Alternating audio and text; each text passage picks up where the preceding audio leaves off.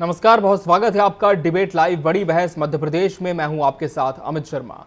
आज की कैबिनेट बैठक में कई महत्वपूर्ण निर्णय लिए गए।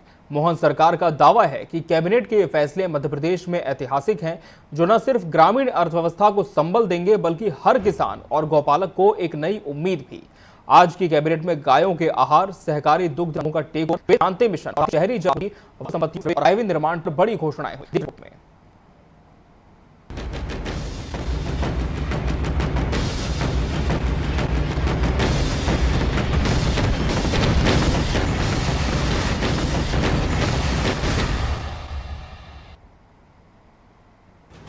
मध्य प्रदेश सरकार ने गायों के आहार पर 20 से बढ़ाकर 40 रुपए प्रतिदिन का अनुदान दिया है। सहकारी दुग्ध उत्पादक सम्मेलन में 13 अप्रैल को बड़ा अनुबंध होगा। एनडीडीबी 6 सहकारी संघ और 6000 समितियां टेको में सांची नेटवर्क, मिल्क कूलर और चिलिंग प्लांट बनेंगे। दुग्ध उत्पादन बढ़ेगा, किसानों की आमदनी होगी दोगुनी।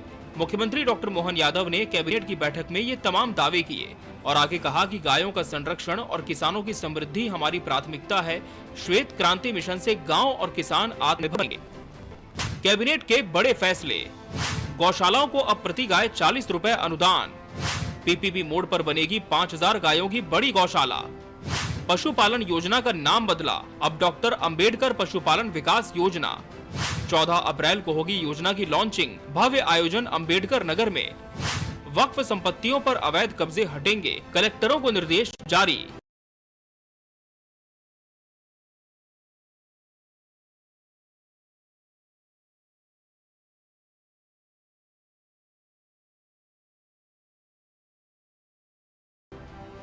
आज मुख्यमंत्री डॉक्टर मोहन यादव जी के अध्यक्षता में कैबिनेट की बैठक संपन्न हुई है, जिसमें महत्वपूर्ण फैसले हुए हैं। वृहद गौशालाएं बने 5000 मिनिमम गायों की, जिसको गौवंश वन विहार कहते हैं, गौ अभ्यारण्य भी कहते हैं। उसके लिए पीपीपी मोड में निवेशकर्ताओं को आमंत्रित करने के लिए पॉलिसी का आज मंत्रिपरिषद ने अनुमोदन किया है। डॉक्टर अंबेडकर पशुपालन विकास योजना की निरंतरता के संबंध में जो प्रस्ताव आया था उसको मंजूरी दी है और मुख्यमंत्री जी का कहना था कि 14 अप्रैल को इसको हम लॉन्च करेंगे और डॉक्टर अंबेडकर जी के नाम पर, जो मुख्यमंत्री पशुपालन विकास योजना के नाम पर था, उसको डॉक्टर अंबेडकर पशुपालन विकास योजना के नाम पर ये योजना आगे बढ़ेगी। वहीं कैबिनेट के फैसलों पर विपक्ष का कहना है कि मात्र घोषणाएं नहीं, जमीन पर विकास दिखाई देना चाहिए। सरकार का फोकस सिर्फ इवेंट मैनेजमेंट पर है। कांग्रेस का कहना है कि सरकार ऊपरी हाथों की कठपुतली बन गई है। मध्य प्रदेश के संसाधनों को बाहरी हाथों को सौंपा जा रहा है। मध्य प्रदेश के किसानों, गौपालकों के साथ धोखा किया जा रहा है और विकास के नाम पर सिर्फ भ्रमित करने का काम सरकार कर रही है। देखिए, श्वेत क्रांति पे जो भाजपा सरकार बात कर रही है, सुनने में तो बहुत अच्छी लगती है, परंतु भाजपा की जितनी भी बैठकों में फैसले लिए जाते हैं वो कागजों से शुरू होकर कागजों पे ही समाप्त हो जाते हैं। गौशाला बनाने की बात करने वाली भाजपा सबसे पहले ये बताए कि आज मध्य प्रदेश के सर्वाधिक गौशालाओं में भाजपा के नेताओं का कब्जा है। पूरा फंड भाजपा के नेताओं की जेबों में जा रहा है और गौवंश, हमारी गौ माता सड़कों पर दाने पानी के लिए मोहताज है। अब मध्य प्रदेश की लगभग 6000 समितियों पर कब्जा करने का केंद्र सरकार प्रयास कर रही है, परंतु मध्य प्रदेश में इसका भारी विरोध का सामना करना पड़ेगा और जो नीतियां भाजपा की है वो कहीं ना कहीं जन विरोधी है और इन नीतियों के खिलाफ मैं समझता हूं पूरे मध्य प्रदेश में आपको संघर्ष आगामी भविष्य में देखने को मिलेगा। फिलहाल कैबिनेट में लिए गए फैसलों को सरकार ऐतिहासिक बताते हुए ग्रामीण अर्थव्यवस्था को भी इससे गति देने के दावे कर रही है। वहीं विपक्ष ने इस पर जो सवाल दागे हैं उससे ये भी चिंता लाजमी है कि इन घोषणाओं का जमीन पर कितना अमल होगा। ये सिर्फ फैसले न बनकर रह जाएं, धरातल पर इनका क्रियान्वयन भी हो। ये भी अभी सरकार के सामने एक बड़ी चुनौती बनी हुई है। Bureau report, TV 24 news.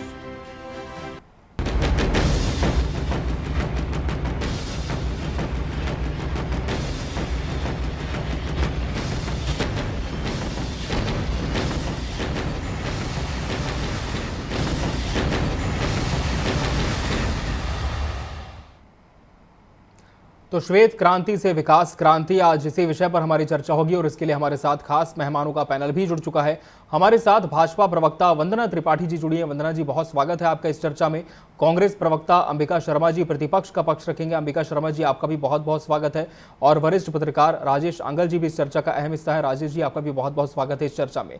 वंदना जी, कैबिनेट की बैठक में कई बड़े फैसले हैं और सरकार का दावा है कि श्वेत क्रांति से विकास की जो क्रांति है वो लाई जाएगी। दुग्ध संग्रहण की दिशा में हम बात करें, गौपालकों की बात करें तो काफी अहम फैसले लिए गए हैं। लेकिन विपक्ष का कहना यह भी है कि फैसले तो हर कैबिनेट में लिए जाते हैं, लेकिन अमल कितनों पर होता है। तो आज की कैबिनेट में जो फैसले हुए हैं, वंदना जी, क्या माना जाए कि अमल होगा, प्रदेशवासियों को सीधा लाभ इसका मिल पाएगा? जी, से माननीय मुख्यमंत्री जी ने गौपालन जो योजना है, हमारी मुख्यमंत्री गौपालन योजना, उसका नाम जो भीमराव अंबेडकर जी के नाम से रखा है, उसको 14 अप्रैल को लॉन्च किया जाना है। इस योजना का मुख्य उद्देश्य यही है कि जो हमारी गौएं हैं उन्हें अनुदान, उन्हें उनके पालन के लिए जो भी सहायता है वो दी जा सके। साथ ही साथ जो अनुदान राशि है उसको भी आपने देखा डबल कर दिया गया है। कहीं ना कहीं जिस प्रकार से मुख्यमंत्री जी हरित क्रांति की बात करते हैं, जिस प्रकार से उन्होंने हरित क्रांति के लिए सिंचाई का रकबा बढ़ाने की बात करी, उसी प्रकार से अब हम श्वेत क्रांति की ओर आगे बढ़ रहे हैं। श्वेत क्रांति के माध्यम से हम ये सुनिश्चित करेंगे कि मध्य प्रदेश दुग्ध उत्पादन में भी देश में नंबर 1 बने।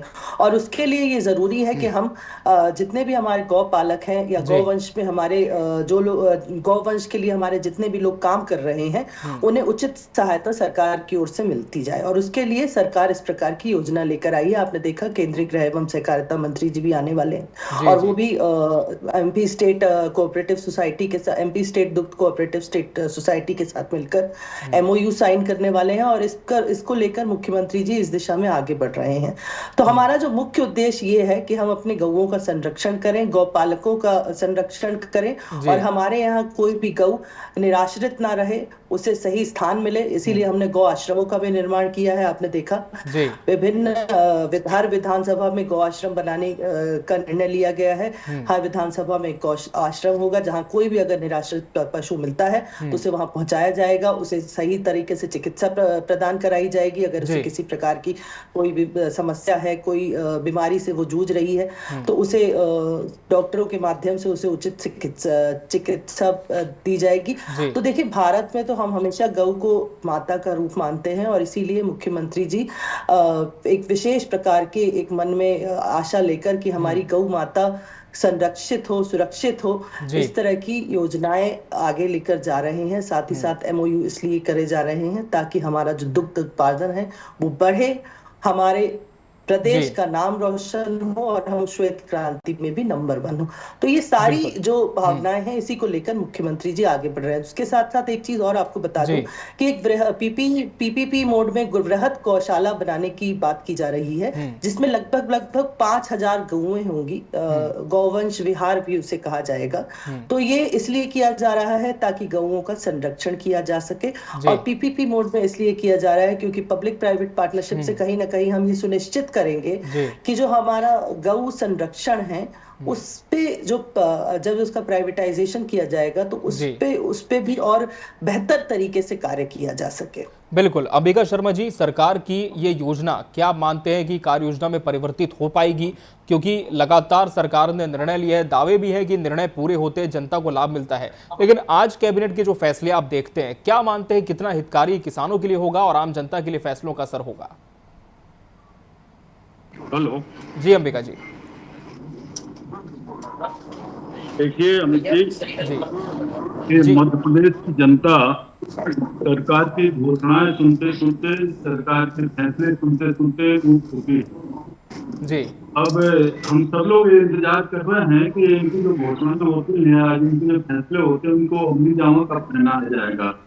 क्योंकि सरकार को घोषणा करने में बहुत अव्वल है, हमेशा घोषणाएं करती रहती है, धरातल पर ये योजनाएं साकार रूप नहीं ले पाती हैं। ये बड़ी विडम्बना है प्रदेश की। ये श्वेत क्रांति का इन्होंने सपना देखा है। किसानों और किसान भाइयों की तरफ इनका ध्यान है, क्योंकि उनको पता है कि सबसे ज्यादा अगर उपेक्षा इस सरकार ने की है तो किसानों की की है जी। लेकिन बहुत देर बाद इनको सुध आई है किसानों की। आज से लगभग 5 साल पहले इनको ये 5 रुपए का जो बोनस दे रहे हैं हर 1 लीटर पर, इनको 5 साल पहले ही इस प्रकार की व्यवस्था कर देना चाहिए। दूसरा, गोवंश की तरफ थोड़ा हम आपका ध्यान आकृष्ट करें। आपको भी पता है, क्योंकि आप एक जिम्मेदार चैनल के व्यक्ति हैं, इस प्रकार से दुर्दशा गौवंश की हो रही है, लावारिस अवस्था में दिखाई दे रहे हैं, बेमौत मर रहे हैं, और यहाँ तक कि गौवंश पागलपन की स्थिति में आ जाता है और कई जनहानि भी इससे हो चुकी है। लेकिन सरकार का इस तरफ ध्यान है नहीं। जी केवल गौ माता के नाम पर वोट तो ये लोग बटोर ले जाते हैं, भावना से खेल लेते हैं लोगों की, और धर्म को औजार बनाकर ये अपना काम चला लेते हैं, जैसे तैसे सरकार बना लेते हैं। लेकिन सही बात ये है कि ना तो इनकी नीति ठीक है ना नियत ठीक है। और आऊंगा वंदना जी, जो फिर भी आपका रुख एक करूंगा मैं। 6000 के लगभग जो इनकी समितियां हैं, जो जी। समितियां हैं, इन पर कब्जा करने की एक साजिश इनकी है, ऐसा हम लोगों को प्रतीत हो रहा है। ये अपने भारतीय जनता पार्टी के पुत्रों को इस पर बैठा लेंगे और उनका आय का माध्यम इसको बनाएंगे। सबसे बड़ा प्रश्न तो ये है कि अभी तक इन्होंने गौशालाओं का ऑडिट नहीं कराया, ना ही इन्होंने दुग्ध समितियों का ऑडिट कराया है। जनता का ये पैसा इस प्रकार से बर्बाद कर रहे हैं और बंदर बांट इस पैसे का होता है, तो कब ये ऑडिट कराएंगे? जी दूध की कीमत भी बढ़ेगी तो उपभोक्ताओं के बारे में इन्होंने क्या सोचा है, ये कोई नीति इनकी स्पष्ट नहीं।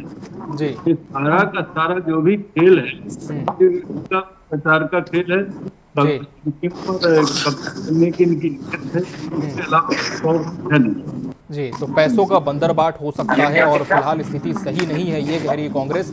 मैं जवाब जरूर लूंगा वंदना जी आपसे इस पर, लेकिन वरिष्ठ पत्रकार राजेंद्र आंगल जी भी इस चर्चा में हमारे साथ जुड़े हुए हैं।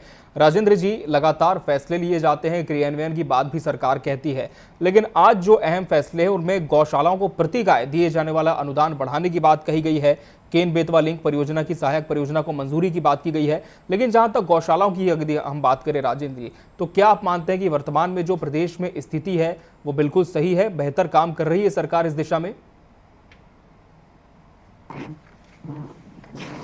नहीं, दो चीजें हैं इसमें। सरकार फैसले लेती है और सरकार पे अमल भी होता है इस बात का। मेरी जी आवाज जी सर, मिल रही है आपकी आवाज। वापस इको हो रही थी आपके यहाँ पर, ऑडियो जो है वापस इको होता है, क्या बात है? मैं एक बार चेक कराता हूँ सर, मैं बोलता हूँ एक बार चेक करने, आपकी बात रखें सर। जी देखिए, मुझे अंबिका जी की भी आवाज सुनाई नहीं दिया। जी जी सर, अंबिका जी का ये कहना है कि पैसों का बंदरबाट किया जाता है, सिर्फ कागजी योजनाएं रहती हैं। नहीं, मैं आपको ये कहना चाहता हूँ कि योजनाएं सब अच्छी होती है, योजनाओं पे क्रियान्वयन जी मैं आपके यहाँ बोल नहीं पाऊंगा क्योंकि ऑडियो मेरे को ही रिपीट वापस मुझे सुनाई दे सर, रहा है। नेटवर्क की शायद कुछ परेशानी है, मैं एक बार फिर से चेक कराता हूं। हम फिर से आपसे जुड़ने की कोशिश करेंगे राजेंद्र जी। वंदना जी का मैं रुख कर लेता हूं तब तक। वंदना जी, कांग्रेस लगातार आरोप लगा रही है, साफ तौर पर कहना है कि घोषणाएं तो पहले भी कई हुई हैं, इस बार क्या नया हो जाएगा और पैसों की अनियमितता नहीं होगी, सरकारी फंड का दुरुपयोग नहीं होगा, ये कैसे सुनिश्चित करेगी सरकार? देखिए, सबसे पहले तो कांग्रेस पार्टी जब गौ के विषय में बात करती है तो बड़ा सुनने में हास्यास्पद लगता है कि वो पार्टी जिस पार्टी के अलायंस के नेता जो कि यादव परिवार में पैदा हुए हैं, अखिलेश यादव, उन्हें गौमूत्र से बदबू आती है, उन्हें गौमूत्र में बदबू आती है, तो इस प्रकार की तो बातें करते हैं। इनकी पार्टी के कार्यकारी अध्यक्ष जब अपनी यात्रा निकाल रहे थे, भारत तोड़ो यात्रा, भारत जोड़ो यात्रा तो नहीं कहूंगी मैं उसे, भारत तोड़ो यात्रा ही थी, तब उन्होंने बीफ पार्टी का ऐलान किया था। तो जो लोग गऊ का मांस खाते हैं, उसकी पार्टी, उस गऊ के मांस को खाते हुए पार्टी करते हैं और उसके वीडियोस वायरल करते हैं, वो गऊ की चिंता क्या करेंगे, वो गऊ को क्या माता मानेंगे और वो गऊ की संरक्षण की बात किस प्रकार से कर सकते हैं? हमारे देश में गाय को हमेशा माता का रूप माना गया है और उसे पूजा गया है, और उसी दिशा में यही मानकर कि गाय हमारी माता स्वरूप है, हम ये मानते हैं कि 64,000 करोड़ जितने भी देवी देवता है, सबका वास उनमें होता है। इसीलिए उनके लिए हम विशेष प्रकार के योजनाएं बनाते हैं, गौ पालकों के लिए बनाते हैं, उनकी सेवा के लिए हम आश्रमों का निर्माण कराते हैं, गौ और सरकार की तरफ से विशेष सहायता गौ रक्षण के लिए और संरक्षण के लिए दी जाती है। लेकिन कांग्रेस पार्टी जो गाय का चारा तक खा गई, चारा घोटाले में लिप्त थी, वो हम पर सवाल उठाती और हमसे कहती कि हम पैसों को बंदर बाट कर रहे हैं। अगर हम गौ संरक्षण की बात कर रहे हैं, हमने अनुदान राशि को बढ़ाया है, उसे डबल किया है, हम गौ पालकों के संरक्षण की बात कर रहे हैं, तो इसमें कौन सा पैसे का बंदर बाट हो गया? करोड़ों रुपए का जो MOU है वो साइन होने वाला है सिर्फ गौ पालन के लिए, गौ संरक्षण के लिए और दुग्ध डेयरी के जो लोग हैं उनके बेनिफिट के लिए। अगर हम राष्ट्रीय लेवल के डेयरी संघ के साथ साथ अपने MP स्टेट का अगर कोई विशेष MOU साइन करने जा रहे हैं भविष्य में और उसके लिए गृह मंत्री जी आ रहे हैं, तो ये पेपरी बातें हैं। आप बताइए अमित जी कि इवेंट है, क्या इवेंट अगर हमें करना होता तो हम इस प्रकार की जो ये योजना है वो लॉन्च करने वाले होते। हमने उसका योजना का भी नाम बदलकर उसको भीमराव अंबेडकर जी के नाम से किया। क्यों? ताकि बाबा साहब अंबेडकर जी को भी सम्मान मिल सके और एक बड़ी योजना जो गौ रक्षण के नाम से चल रही है, पशुपालन के नाम से चल रही है, वो माननीय भीमराव अंबेडकर जी के नाम से जानी जाए। भीमराव अंबेडकर जी का भी कितना सम्मान इन लोगों ने किया, इस सबको पता है। पंच तीर्थों की स्थापना हमने की। आज संविधान की ये लोग दुहाई देते हैं, संविधान के रक्षक बनते हैं, पर बाबा साहब अंबेडकर का कभी सम्मान नहीं किया। और इनकी पार्टी के जो एक बहुत बड़े नेता थे जिनके नाम से बहुत सारी योजनाएं चल रही हैं, बहुत सारे, वो विदेश में जाकर, और उनकी डायरी में भी ये नोटेड था, विदेश में जाकर भी उन्होंने कहा था कि बीफ उनका फेवरेट मीट है। तो इस प्रकार के लोगों से गौ संरक्षण की बात और इस प्रकार की पार्टी के लोगों के मुंह से पशुपालन की बात शोभा नहीं देते, जो गाय को कभी माता मान ही नहीं सकते। जाकी रही भावना जैसी, प्रभु मूरत देखी तही वैसी। अंबिका शर्मा जी, आपने सुना कि भाजपा का कहना है कि आपकी पार्टी ने कभी सम्मान नहीं दिया, लेकिन हम दे रहे हैं, तो उसमें कांग्रेस को आपत्ति है। दूसरी बात ये, प्रधानमंत्री मोदी आ रहे हैं 11 तारीख को, अशोकनगर जिले में स्थित आनंदपुर ट्रस्ट आश्रम पहुंचेंगे। 13 तारीख को अमित शाह आ रहे हैं, तो दो दिग्गजों के दौरे आने वाले दिनों में होंगे प्रदेश में। तो क्या विपक्ष ये नहीं देख रहा कि कोई बड़ी सौगात प्रदेश को मिल सकती है, या फिर सिर्फ एक दौरा ही देख रही कांग्रेस इसे? अभी तक अमित जी जितने भी केंद्रीय मंत्री आए हैं, माननीय प्रधानमंत्री जी भी चुनाव के टाइम पर आए थे, तो उन्होंने सुध ली नहीं है मध्य प्रदेश की। तो मध्य प्रदेश के लोग तो वैसे ही उम्मीद नहीं लगाए हैं, लेकिन अगर कुछ करते हैं तो ये बहुत बड़ा चमत्कार हो जाएगा। हमारी बहन प्रवक्ता जी का भी जो प्रश्न इन्होंने उठाया उनका जवाब देना बहुत आवश्यक भी है। इनके केंद्रीय मंत्री हैं, इनको पता होना चाहिए, किरण रिजिजू जी, वो तो स्पष्ट रूप से कहते हैं कि हम गौमांस खाते हैं। उनके बारे में इनको क्या कहना है? अच्छी सरकार, केंद्रीय सरकार में शोभायमान हो रहे हैं वो, इनकी तो सरकार ही गौमांस खा रही है। ब्राजील पहले नंबर पर था, लेकिन अब पूरा भारत पहले नंबर पर हो गया गौमांस के निर्यात में। और जो गौमांस के कारोबारी हैं उनसे आप लोग चंदा लेते हैं। ये सब बहस को मैं भटकाना नहीं चाहता था, लेकिन ये कहना बहुत जरूरी है। गोवा में आपकी सरकार है, वहां पर तो अधिकांश लोग गौमांस ही खाते हैं, आपकी सरकार के बहुत सारे लोग गौमांस खाते हैं। इसमें क्या बात है? आप अगर इस प्रकार की बात कर रहे हो, और जो गड़बड़ियां आप लोग करते हो वो भी पूरा प्रदेश देखता है। आप लोग केवल हवाई बातें करते हो, धरातल पर आपकी योजनाएं दिखती नहीं है। आप इवेंट की पार्टी हो गए हैं, इवेंट की सरकार हो गए हैं। GIS भी आपका हुआ, बड़ा शोर शराबा हुआ कि हम निवेश ला रहे हैं, प्रदेश को औद्योगिक प्रदेश बनाने जा रहे हैं, लेकिन हुआ क्या? वही ढाक के 3-5 करोड़ों रुपए, अरबों रुपए खर्च हुए हैं आव भगत में। निवेश जो निवेशक थे उनकी जी हजूरी में बड़े पलक पावड़े बिछा के सरकार उनके स्वागत बड़ी बेताबी से कर रही थी, बड़ी उत्सुकता के साथ कर रही, लेकिन हुआ क्या? इस प्रदेश की जनता को लाभ क्या मिला? नौजवानों को रोजगार क्या मिला? कुछ भी नहीं मिला। और आप जो भी जो करने वाले हो नहीं, जो आपने जो 5 रुपए बढ़ाया है, इससे भी कुछ ज्यादा फर्क पड़ने वाला है नहीं। कितने लोग दूध का धंधा करते हैं गाँव में, मुश्किल में पूरे गाँव में 1-2% लोग। इसका मतलब ये थोड़ी है कि आप समग्र किसानों के विकास की आप चिंता कर रहे हैं। आप जो किसानों से जो आप वादे करके आए हैं वो वादे पूरे करिए। MSP रेट जो कह के आए थे वो पूरे करिए, डीजल के भाव कम कीजिए, कृषि को लाभ का धंधा बनाइए, और जो भी कर्ज है किसानों की उसको माफ करिए, बिजली के बिल माफ करिए। तब तो समझ में आता है कि आप कुछ करने वाले हो।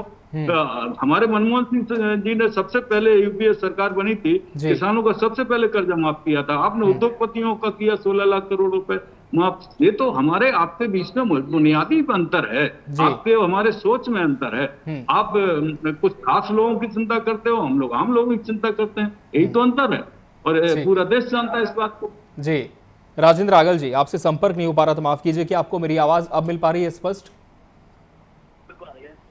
जी जी राजेंद्र जी, सरकार ने जो फैसले लिए हैं कैबिनेट को लेकर, सबसे पहले उस पर आपकी प्रतिक्रिया, कितने सार्थक इन फैसलों को आप देखते हैं?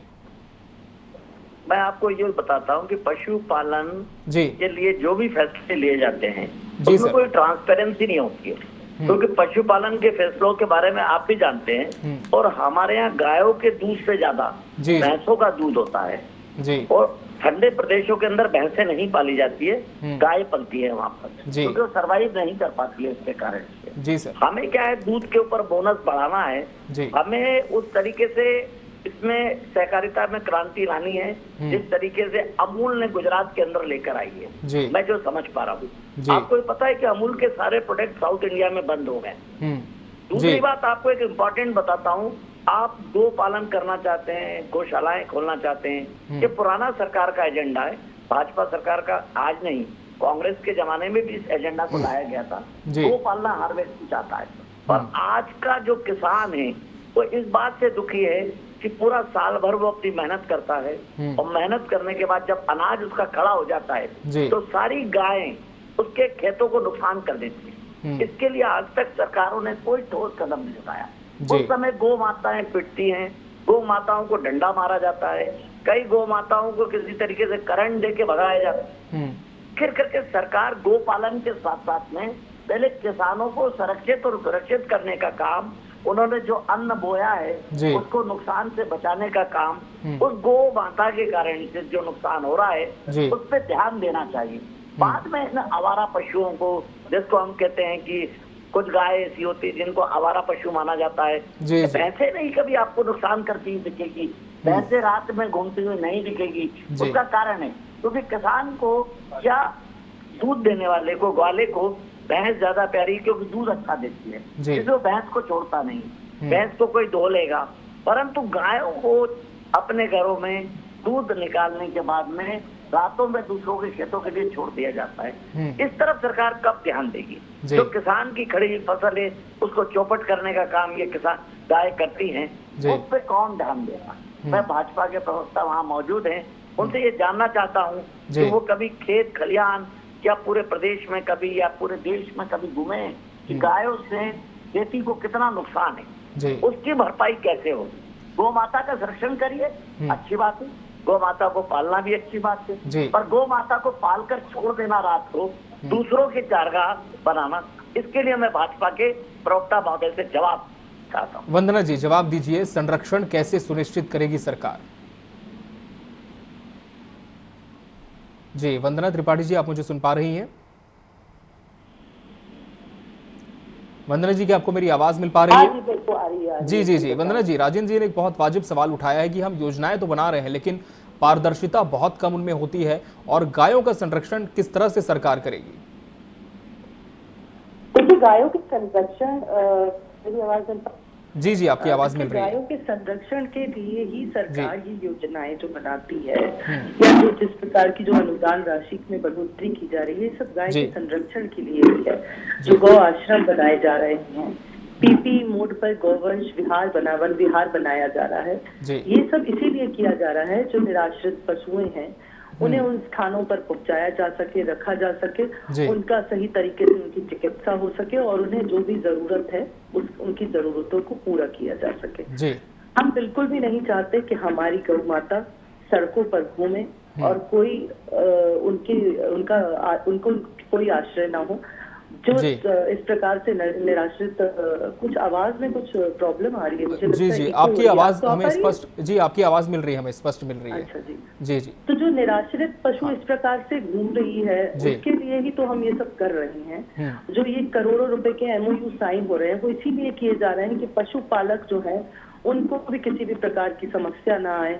जी। तो ये सारी चीजें अगर सरकार सोच कर कि श्वेत क्रांति की ओर भी हम आगे बढ़े, जिस प्रकार से उद्योग क्रांति, हरित क्रांति की ओर बढ़ रही है, हम टेक्नोलॉजी की ओर आगे बढ़ रहे हैं, तो श्वेत क्रांति की ओर भी हम एक कदम बढ़ा रहे हैं। हाँ। कि मध्य प्रदेश को दुग्ध उत्पादन में, दुग्ध गौ पालन में नंबर 1 बनाना है। जी। जब हमारी गौएं सुरक्षित होंगी, उनका सही तरीके से पालन पोषण होगा, तो हमारा जो दुग्ध उत्पादन है वो बढ़ेगा और उसी से हमारे मध्य प्रदेश को हम इसमें नंबर 1 बना पाएंगे। और इसीलिए मुख्यमंत्री जी ये सारी जो योजना 14 अप्रैल को योजना लॉन्च करने वाले हैं या MOU साइन करने वाले हैं, ये सारे उसी दिशा में उनके बढ़ते हुए कदम है। बिल्कुल, कदम कई बढ़ चुके हैं, प्रयास भी सरकार के जारी हैं। योजनाओं का क्रियान्वयन किस तरह से होता है धरातल पर, ये फिलहाल देखने वाली बात होगी। बहरहाल समय हमारे पास इतना ही था इस चर्चा के लिए। आप सभी मेहमानों का बहुत बहुत धन्यवाद हमसे इसमें जुड़ने के लिए और इसका हिस्सा बनने के लिए। इसी के साथ बड़ी बहस डिबेट लाइव मध्य प्रदेश में आज के लिए फिलहाल इतना ही। मुझे और मेरी पूरी टीम को दीजिए इजाजत। नमस्कार।